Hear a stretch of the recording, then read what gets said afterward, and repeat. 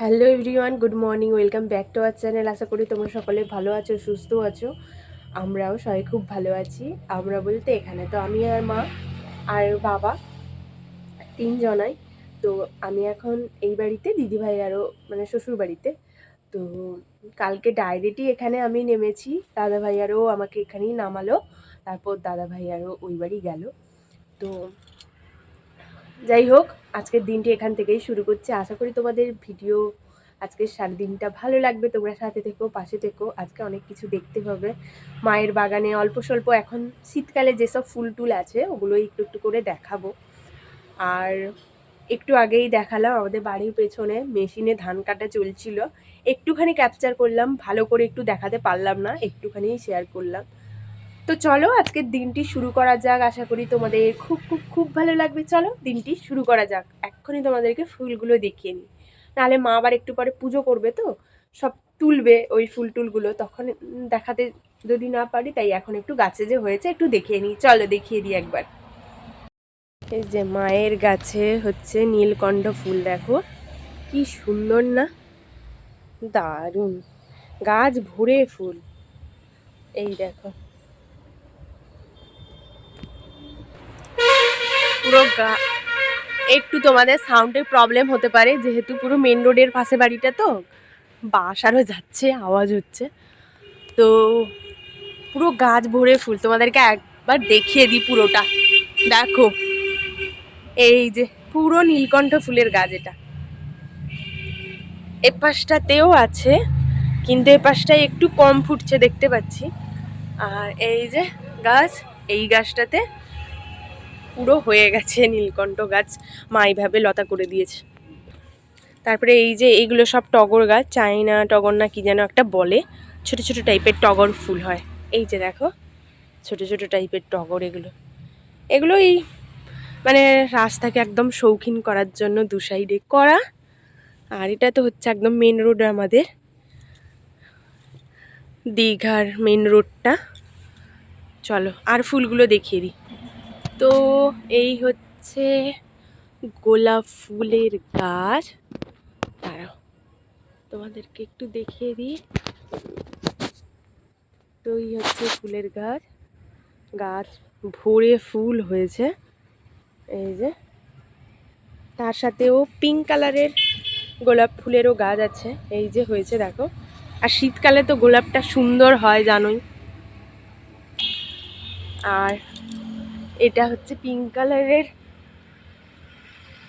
Pink কালারের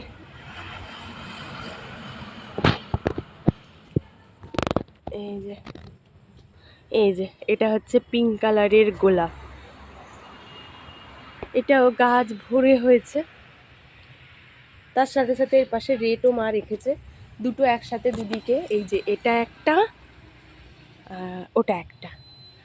আর এই তো বাড়ি, পরে তোমাদের সব দেখাবো। ওপরেও কিন্তু আমাদের গাঁদা ফুল মা এগুলো সব লাগিয়েছে, দেখো কি সুন্দর টবে এগুলো রেখেছে দোতলার উপরটায়। আর এই যে আর একটা ফুল, এটাও এখানে। আর দেখো কত বড় বড় সাইজের পেঁপে ধরেছে গাছে।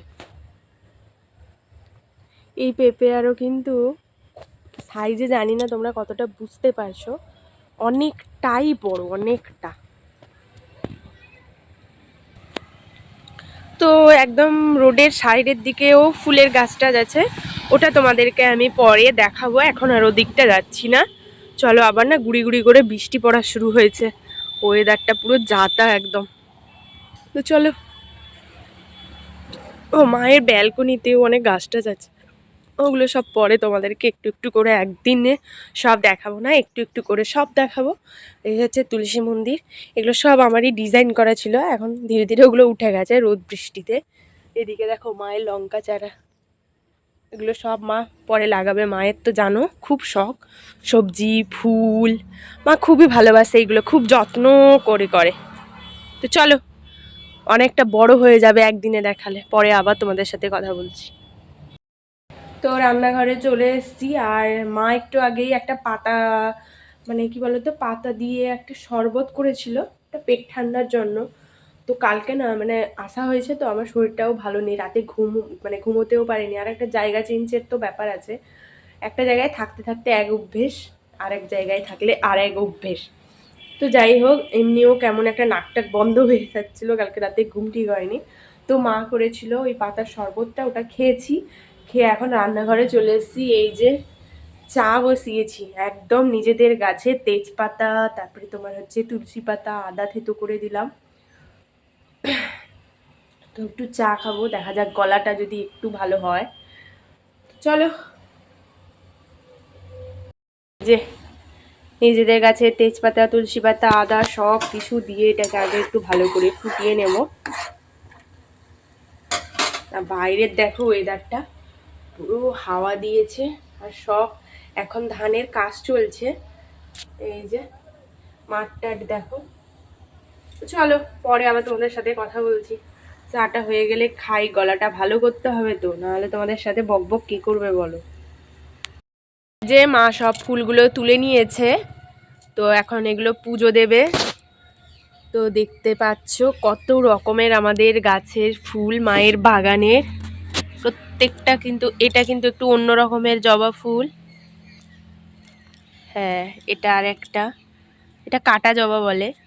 আর তো লক্ষ্মী জবা, এখানে একটা দেখো ঘন্টা জবা মতন আছে, তবে এটাও রেড কালারের। বা এটা একটু দেখো, দেখো কি সুন্দর না ফুলগুলো, দারুণ। চলো মা পুজোটা করে নিক। এই যে মায়ের শাকের বাগান দেখো, এটা হচ্ছে শাক, এগুলো হচ্ছে সব বিনস গাছগুলো, হচ্ছে বিনস গাছ। এই দেখো গাছে হয়েছে বেগুন, এদিকে হচ্ছে বেগুনের গাছ, ফুলের গাছটা সব আছে। আর এটা হচ্ছে ধনেপাতা। তো এই ধনেপাতাগুলো অল্প অল্প করে কয়েকটা পাতাই বড় বড়গুলো একটু তুলে নিব, কুচো চিংড়ির বড়া হবে। তো চলো এগুলো একটু তুলে নিই। এই যে এরকম করে একটু একটু পাতাগুলো তুলে নিব, দিলে কুচো চিংড়ি বড়াতে দিলে না সুন্দর লাগে খেতে।